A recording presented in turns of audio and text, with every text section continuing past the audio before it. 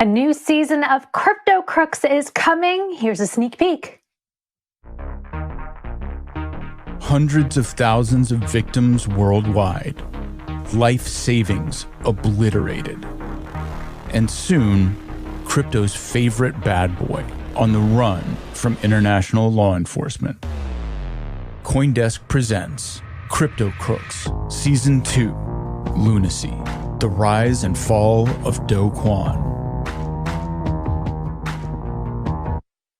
All right, joining us now to discuss is CoinDesk's Chief Insights Columnist and host of the Crypto Crooks podcast. We've got David Z. Morris. David, great to have you. What are the differences from this season compared to the first one? Very excited to hear.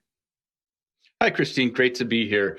The big difference this season is that we are dealing with something that happened much more recently. Season 1 was about BitConnect, which was a scam that basically ended in 2018.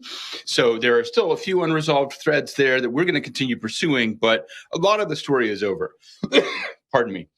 With Luna, things are still moving very fast. In fact, we had kind of, in some ways, the nightmare of any podcast producers. We had some big developments come after the season was wrapped. So we will be having to add like an extra episode on the end to kind of fill in some additional stuff about, well, basically new charges that things were even worse than we thought. So that's the big difference. We're now sort of right up against the events that happened last year. And so trying to kind of balance this just happened with trying to get the big story and all that stuff.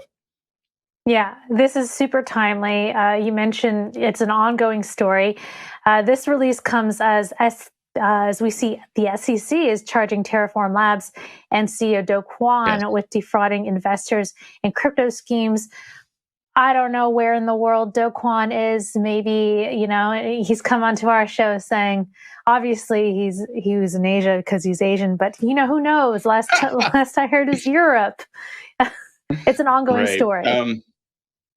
Yeah, he's believed to be in Serbia now. And this is a random connection, but it's too interesting not to mention. Serbia is interesting because we just found out last week that there are documents in Bulgaria indicating that another scammer named Ruja Ignatova, the crypto queen, may have been murdered in Bulgaria right next door to Serbia by her organized crime minders. So that's apropos of nothing, but quite interesting in itself.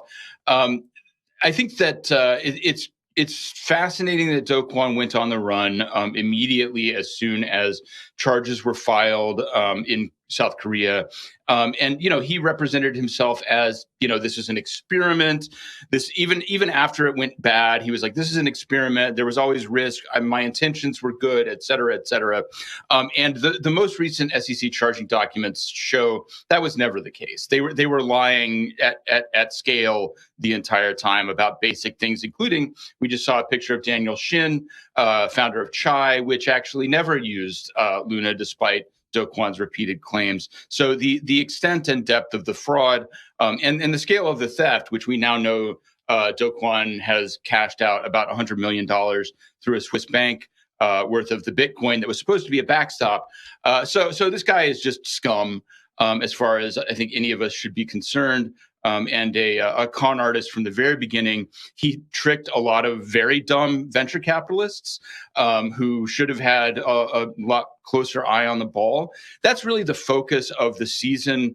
Is like, even if this wasn't a fraud, it was such a bad idea that all of these people who present themselves as professionals should have known better. And why didn't they? And was there something else going on? The fact that we've since had this discovery that, he was just a con artist the entire time, it's almost beside the point, because even the pitch was so clearly bad that even if he was completely honest, he was such a moron that none of this should have happened in the first place.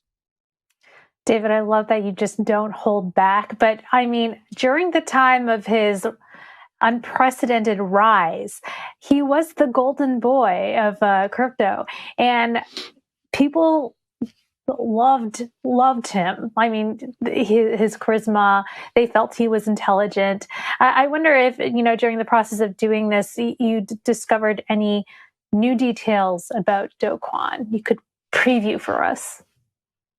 Well, I mean, speaking of people who loved him, I would say his bag holders loved him. People who bought the Luna token or who were getting their nice 20% returns from the fraudulent Anchor protocol loved him. The people who knew him and worked with him did not love him. Do Kwon within Terraform Labs was a feared but not respected figure, I would say. We talked to a former Terraform Labs employee at some length for the show who provided some real insight into what that was like as a place to work. And essentially what he described was a team of people whose main priority was not building a system that actually accomplished anything. Their main priority was doing what Do Kwon said, regardless of whether he was right or wrong, because they knew that they would be rewarded with all of this inflow of VC money, of investors that had been tricked to give them money. And so our source within Terraform Labs describes what was going on as akin to a mafia. And this is going back to 2019, 2020 was when this employee was there. He left because of what he was seeing and what was so unethical going on there well before any of it became public. So that's the kind of insight that you're going to get from our podcast. Wow, a true confidence game. David, I can't wait to listen to this one. All right.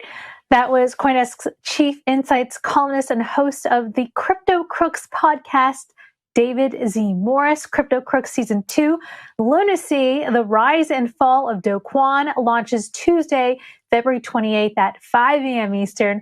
Follow and subscribe to Crypto Crooks wherever you listen to podcasts.